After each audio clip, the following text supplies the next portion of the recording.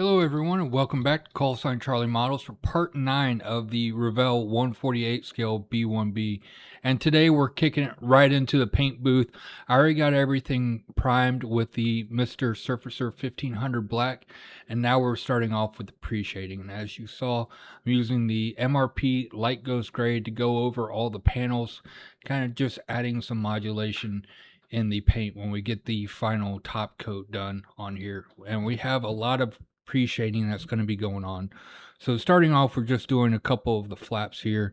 I'm going to knock out, or I'm going to cut out the other flap. I'm only going to video one of them because it's the same thing on both of them. But I'm just kind of going random with the mottling of the pre-shading. Now we're just going on to the fuselage, doing the same thing. This thing took up a lot of paint. Even with the pre-shading, it took about half a bottle of the light ghost gray. And with the gunship gray, the final top coat color, it took 3.5 bottles of gunship gray. And I thought I was completely out of it at first, and then I found one more bottle hidden in the paint extra stash that I have. As we're going here, as you can see, I'm going panel by panel closely. I'm not going super in depth on it, but I am keeping it pretty close to the panels, and just going in, making random squiggly lines on here and going through. I did have to get very creative on how I was standing to do all this. In some points, I was actually kind of standing behind the camera with my arm over the camera and doing the airbrushing, especially on the back end of here of the aircraft, as you'll see here in a little bit. And I even had to do little switch hitter and do a little left-handed airbrushing as well. And you never realize how awkward that feels until you have to do it. So we're just continuing on. I'm going to get this side done and the wings, and then we'll move on to the next level of pre-shading on here. So we're almost done with the pre-shading. We're going to move on to the wing here in just a second, right here. Getting all that done.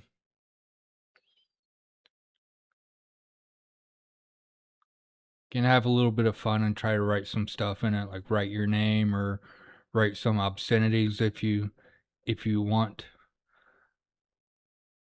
and then try to cover up, and that way you know it's there, and then you might want to kind of play a game and leave a little bit light so it's a little hidden gem in your model. Up next, we're going to be pre-shading some panels with the yellow zinc chromate primer. I'm just doing random panels here.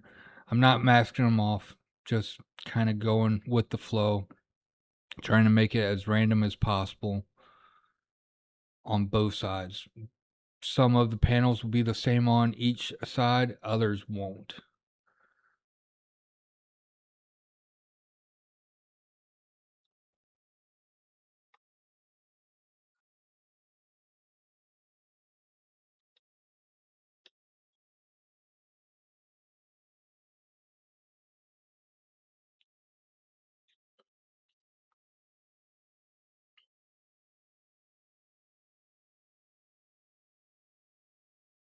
You're going to see at the end on how much of a difference this one step makes, and between having a flat, plain, monotone model versus having one with a little bit of variation between the shades on panels and where it doesn't look like a checkerboard as well. That's one of my pet peeves is with the pre-shading. Sometimes you see people, and this is to each their own. If you like doing this, you can do it. To me, I'm not a huge fan of it, but sometimes when the pre-shading is done, it can make a model look like it's a checkerboard with all the panel lines.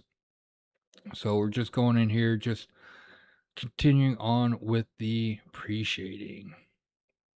Lots of fun.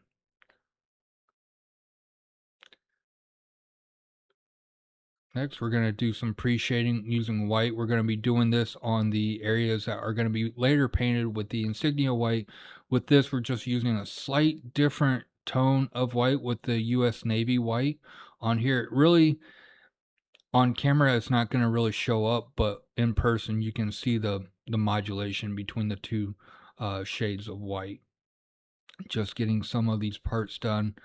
We had 8 Bombay doors, or 6 Bombay doors. Sorry, my math is bad.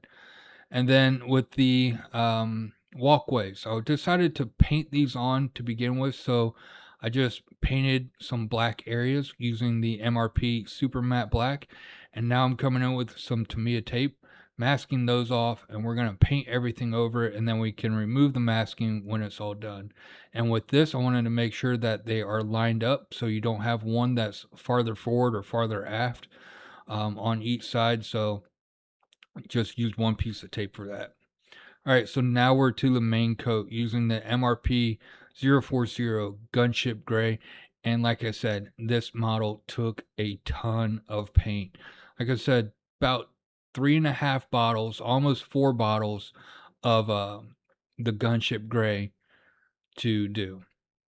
Now, it would have been a lot less if I didn't black base it, but I like to black base all of my models. Just coming in, and it doesn't look like it, but I am light misting and doing multiple coats. But with the way that the camera is sped up, it looks like I'm just plowing it on, but I'm not. And right now you can already see the tonal variations between the Gunship Gray on the normal pre-shading and the areas that I did the Zinc chromate pre-shading on.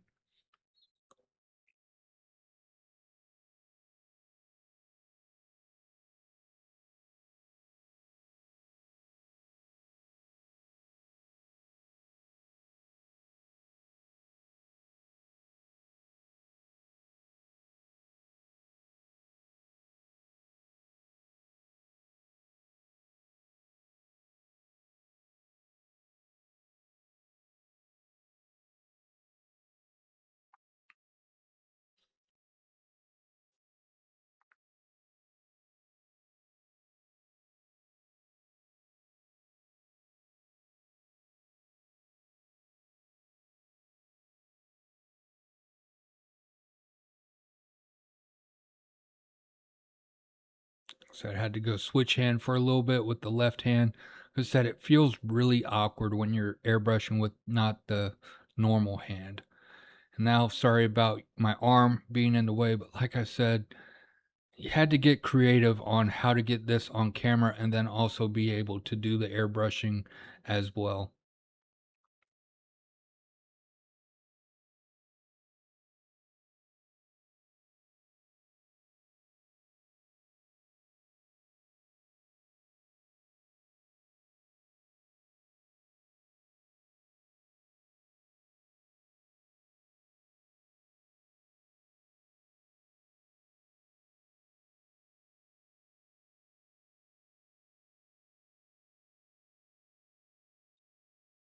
We have the horizontal stabilizers, same deal. Had a little bit of a dog hair that snuck up on me right there, had to get rid of that. And then refilling the airbrush again. The thing about this MRP paint is there's no mixing required. You just pour it and go. You don't have to thin it. You can just pour it straight in the bottle. And I get mine from Sprue Brothers, but you can find it in a couple other places. You can either order it directly from MRP, or I think Hobby World USA also has it as well. All right, so now we're going to be painting the tires with the tire rubber. You're not going to really be able to see much of a difference here because it is black on black. So can't really see while we're doing it, but you can see it when it's dry. Now we're moving on to the exhaust areas and such. So using the MRP steel, first we have some bars to go on for the ailerons, or not the ailerons, the flaps. And now we have our exhaust can right here. We're going to have 4 of these, but I'm only going to record one.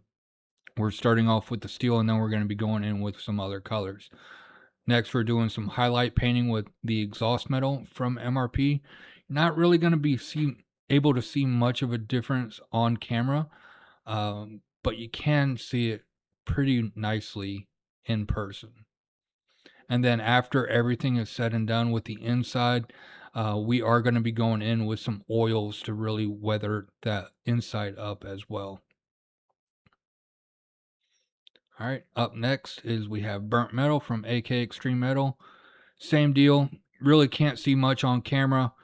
I'm hoping that when we do the oil washes and everything, it's really going to start popping all the other colors that we've put into this.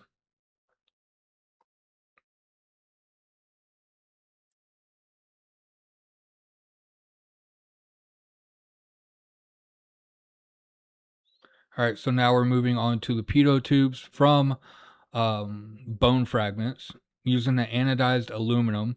And then after that, we're going to light mist over top of it with the gunmetal from MRP. Didn't like how the anodized aluminum just came out too silver, so I wanted to give it that kind of burnt look. Could have gone over it with some burnt metal as well. And now I'm trying something new. I saw in a video if you need to paint yellow to primer it or pre-shade it with pink.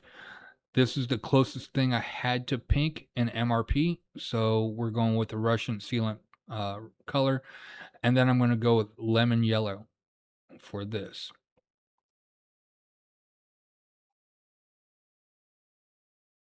Then after this is done, we're going to mask it off, and then we're going to paint it the other side with the insignia red.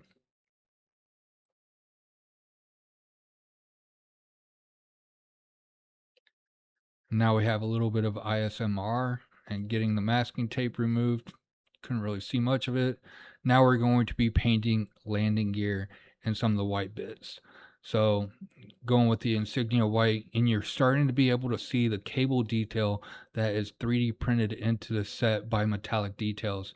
And it does look really nice. And at the end of the video, you're going to get to see all the detail painting that is done to really make all the cabling and wire and everything pop out.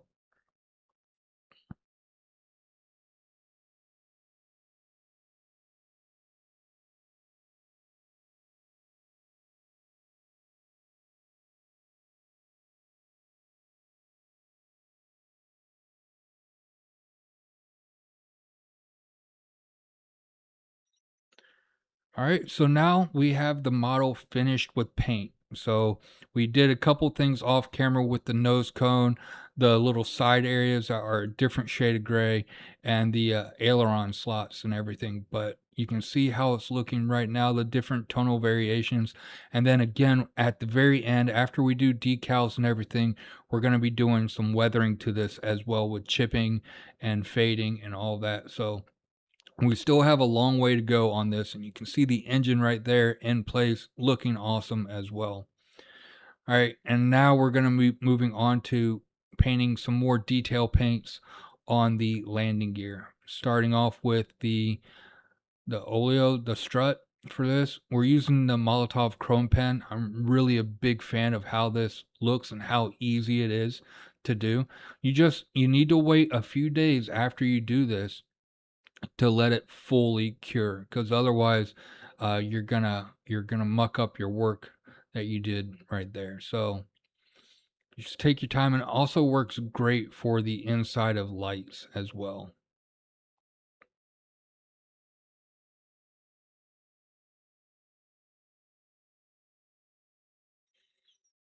Now this piece called for clear yellow. I didn't have any clear yellow, so clear orange, close enough, right? So got that painted, and now we're using the AK third gen acrylics, the natural metal right here for these little levers that are going on. Those are going to be going on to the engine doors, and then we have to paint the little latches for these engine doors or hatches as well.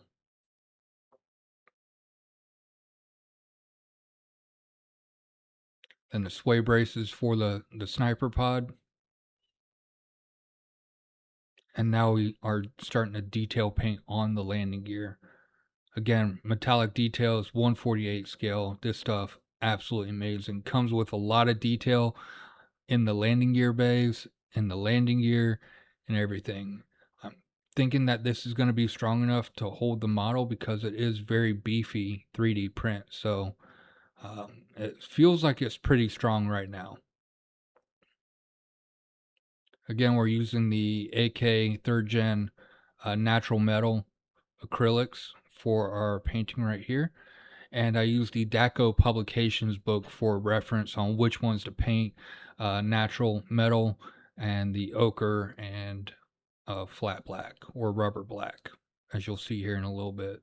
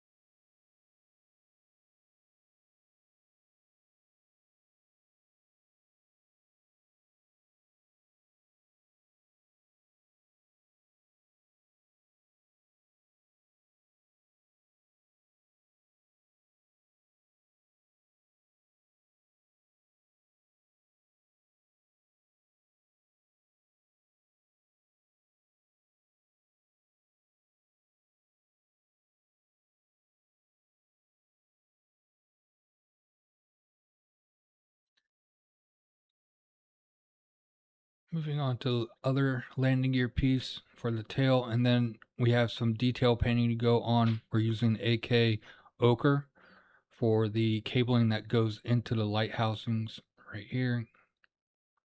Just a few little wirings to go on.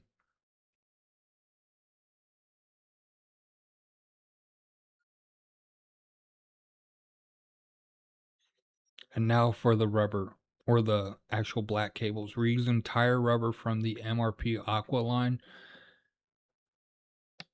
I figured out that if it was kind of the ribbed tubing, that's going to be black, and everything else that was smooth was going to be the natural metal.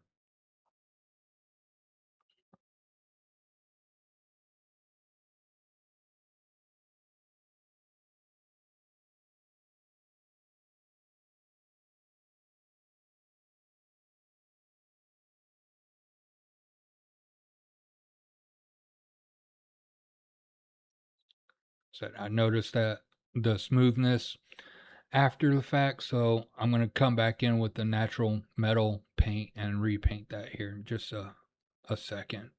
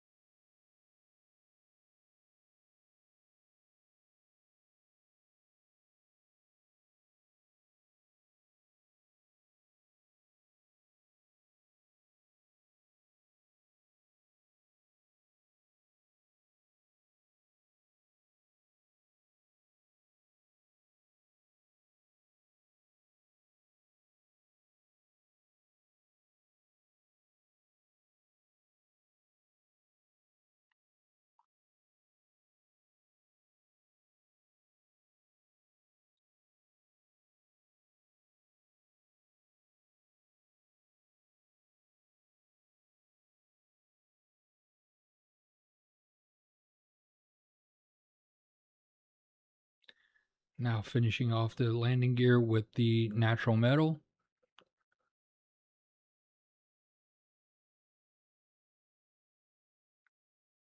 Sadly, the natural metal doesn't stand out as much against the white as what black would, but then again, that wouldn't be accurate, I guess. And in reference photos, I couldn't find the cabling that I am painting up now in the actual landing gear, but I'm not going to cut that off. I'm just going to leave it be.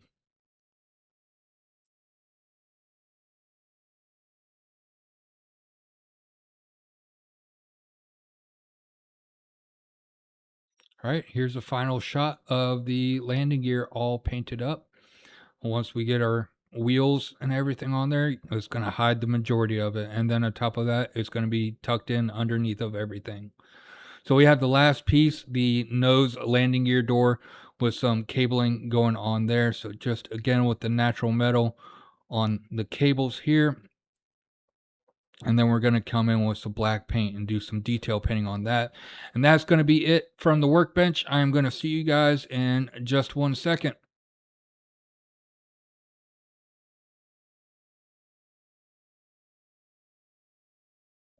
Alright, so that's going to do it for this week's video on the B-1B. And you can see we got a lot of paint work done. Actually, all the paint work is done for the most part. While I was going through some of my paints looking forward to my next project, I did find one more bottle of the gunship gray. So I am going to do some touch-ups on some areas that I think need a little bit more paint, that are a little bit shallow or not enough coverage. So I'm going to go hit that up off camera, and then after that's done, I'm going to hit everything up with the clear coat, gloss clear coat, so we can start on the decals, and that is going to be starting on the next video. I do know that I said that in the previous video that the painting might be 2 videos. Well, I decided that I'm going to save the diorama stuff, the jammers and the trailers and the figures. I'm going to save all that for the B-52 build, which is coming up next year. Really looking forward to that one. I've been starting on my research, figured out which one I'm going to do. I'm not going to do the one that comes in the kit, the Memphis Belle, because Memphis Belle is all over the place. I want to do something a little bit different. So I already got one picked out. I've got to get decals and masks made for it, so that's another thing that's going to be coming up with the mask cutter once I get it, because we also got to finish the B-17 build that we have that is held up due to mask on that. So, but coming back to the B-1B, I've decided, like I said, I'm going to hold off on all the diorama accessories. This is just going to be a standalone build. It's not going to be a diorama or anything. And so that way we're going to be able to get this one finished a little bit faster as well. So that's all I got for this week. I hope you guys enjoyed. If you have any questions, let me know down in the comments. If you have any comments, let me know down in the comments. And I hope you guys enjoyed. If you haven't yet, don't forget to hit the like and subscribe button. Hit the bell button for notifications of when I post future videos. And until next time, I hope you guys have a great day. And I'll see you next time. Bye-bye.